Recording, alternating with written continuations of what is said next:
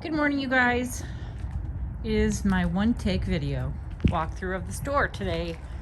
It is 4 degrees, but it's sunny.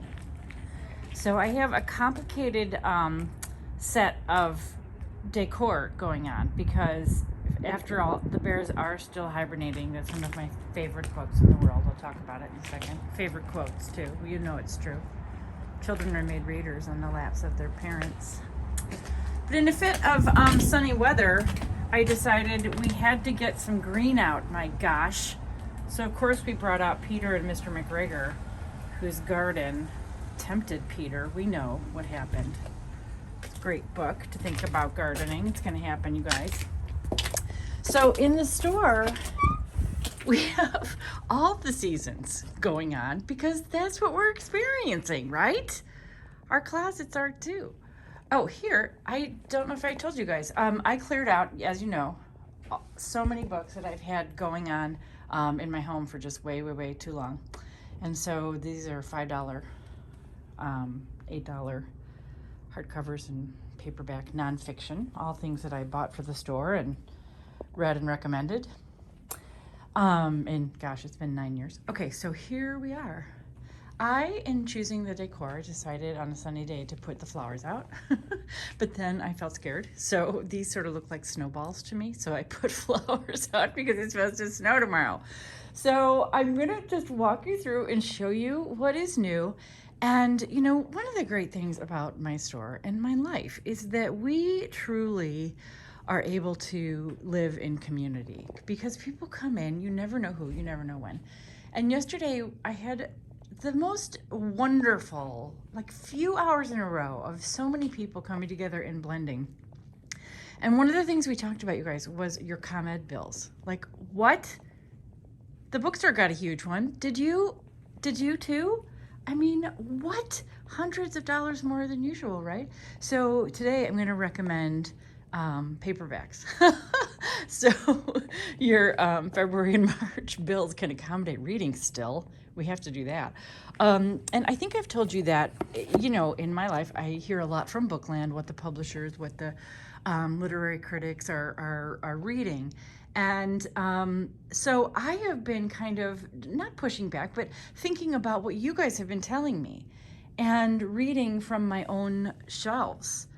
And that paperback line of thinking, oh, Dear Edward, My Mrs. Brown, you guys, these are two absolutely wonderful books. This is a nice, quiet book about Mrs. Brown, who doesn't have much but gets her heart set on an expensive dress. And it's about being a woman. Wonderful. Oh, I could just take you through all the shelves. Oh my gosh, this is so fun.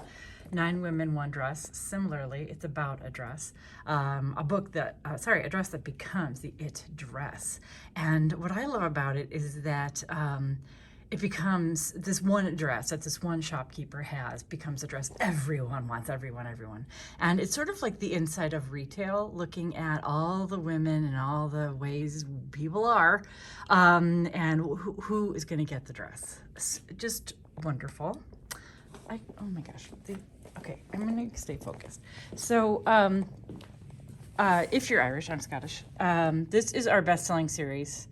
And not just to Irish people. Patrick Taylor was himself a country doctor, and this is his experience. It's a set of, gosh, there's a million. There's probably, they're over there. If you're looking for a series or someone you know needs a gentle series, Rural Ireland, Patrick is your guy. He is an Irish country doctor and very rural, and it's a story of Ballybucklebow, where they live. And a new doctor comes in because our doctor, Fingal O'Reilly, is getting a little bit older, and the socialized medicine makes sure that every neighborhood in Ireland has a good doctor, so they sent in sort of a new person. But believe me, Fingal hangs in there and he knows a lot. So it's just a wonderful series. And other things that you guys have brought my attention to are Richard Russo. Where have I been in terms of reading these books? He, of course, won the Pulitzer, and I mean, I knew of him. This is not my coffee, that's the book. And it is one that I am catching up on, and I'm reading actually his memoir right now, Elsewhere. I think you guys will really like his voice and his take on contemporary life. This is a set of male friends that come together, and it's the story of their friendship over decades. He really great. This is also one, you guys. This is the second one. Love Walked In is the first one. I've heard of her, but I didn't really know that much about her. All I heard, she has a Yale PhD in English literature, and all the stories have been, oh my gosh, what a surprise that she's writing pleasing reads, and she does. But I absolutely loved this. Dang, the first one's over there. I'll get it, called Love Walked In, and it's a trilogy, really. This is the second one, and it is about, it's a contemporary story of a young woman named Cornelia, and in the first one, she ends up, and Love Walked In isn't what you think. It's not necessarily a romance. It's about an 11-year-old girl that comes into her life, and just a banging good read. Absolutely loved it, was immersed for a day and a half, and now I'm into this one. So really good paperbacks. Feel goods also, after our ComEd bills, right? We need those. Authenticity Project is one of our favorite. Community comes together at a coffee shop over a little project someone started who was feeling lonely. He's in his 70s, super fascinating character who would be great in the movie if they make one. And he starts an authenticity journal and leaves it in the coffee shop and just challenges people to tell me about how you're authentically feeling and reach out to me and others. And so the journal makes its rounds and comes together in a cool way. Harry's Tree is also one of my favorite feel-good novels, especially interesting, and I'm going to talk more about trees in a minute. If you're interested in the real world around you and in neighborhoods, Harry has his PhD in trees and becomes disillusioned in his sort of desk job, and it's just a great story of a family he comes to be a part of.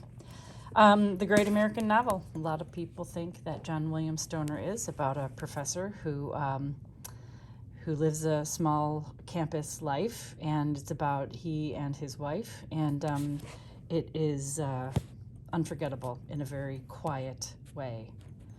Friendship. We love it. Why not read Divine Sister of the Yaya Sisterhood? It's going to snow tomorrow, and then watch the movie. It's just...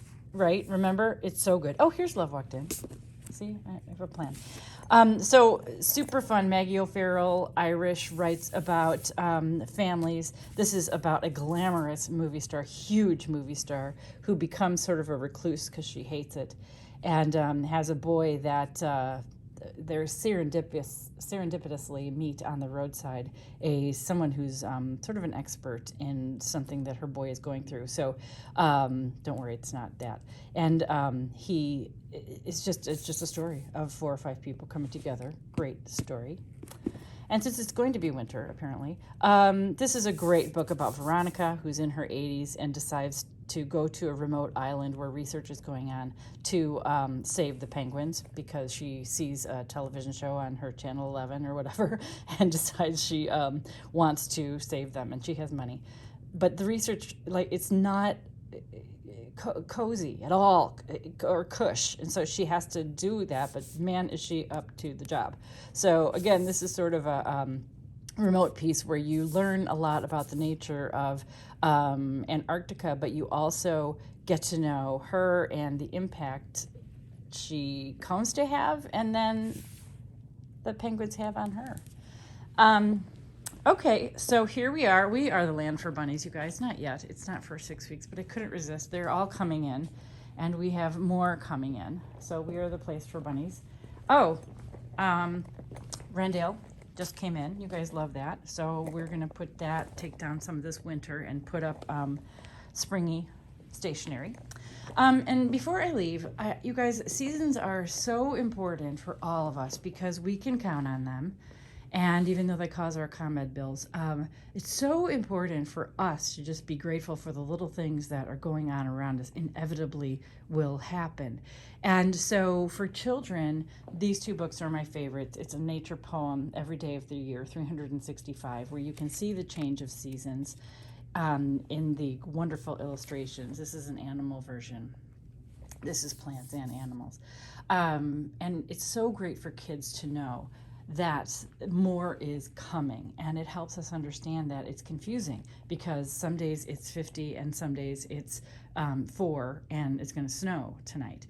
And so to celebrate everything, I think, is really important for us, and as a reminder as we're reading to our littles, something for them to count on and look forward to that is really, really free.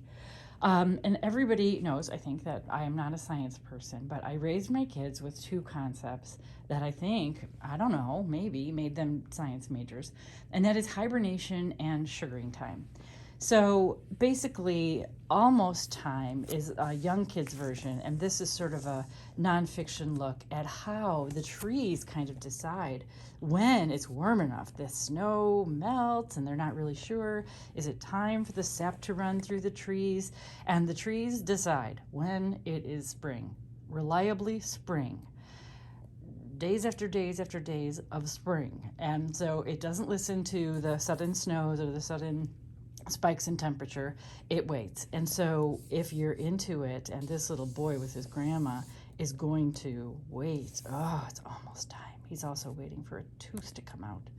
It's almost time. He really wants some maple syrup. So this is a lovely one for the littles on that wonderful concept in nature. And then Sugaring Time is it's kind of my favorite. Even though my kids were young, I raised them to understand this concept. It's kind of a documentary in a book of how a real family uses horses, clears the buckets of sap, and makes maple syrup over their fire, their evaporator. You come to learn a lot about it. And there's also a little documentary on YouTube you can watch, which I'll link here. Snowy Nap is Jan Brett's take on hibernation. And you guys, it is the most wonderful thing for kids to understand that little animals go someplace. Where are they? Some of them go away for a long time. Some of them, like the squirrel, we still see. So Snowy Nap has to do with hibernation for the very little ones. And you guys know that my favorite hibernation book for little ones is Bear Snores On, because he is missing in hibernating a little party that his woodland friends are having in his own den. It's wonderful. Also for the very little, Sleep, Big Bear Sleep is wonderful. Mother Nature keeps telling him, because he's getting dozy and he can't remember why, Mother Nature's telling him, sleep, Big Bear, sleep, but he doesn't hear so well, so he keeps hearing silly things like sweep, Big Bear, sweep. And he sweeps and sweeps, and he's tired. And he keeps misunderstanding through a series of super fun repetitions. And then finally, our bear hibernates. You guys know that Britta Teckentrup is one of my favorite illustrators. She's so innovative with her cut-throughs, and the story tells itself as she does die-cut cutouts. And this is a wonderful book about how everyone has a home, and you come back to it. And if you're a bear, it's in a cave, and it's especially a wonderful place to go to hibernate. Her other one, a great way to track nature with the kids through the seasons, is her books on moon, and she takes you through the waxing and waning so cleverly with her moon cutouts. And this is probably my favorite tree, which is about an all-seeing owl, and the cutouts grow as the season comes, and the bears are there, but then as the pages go by, more and more critters appear in the tree that Owl oversees. And then, of course, as it gets cold, they go away and hibernate. Owl Moon is a classic on father-son searching during a full moon for the owl. So my point is that it's a great introduction to nature if you're kind of into that education thing, which I don't know, I really wasn't. I was more into the amazing things all around us that were kind of free for the kids to look at and anticipate, buds on the trees and the waxing and waning of the moon. So again, it's almost time, you guys. It's almost time for spring. But let's enjoy what we have while we have it. And come on in.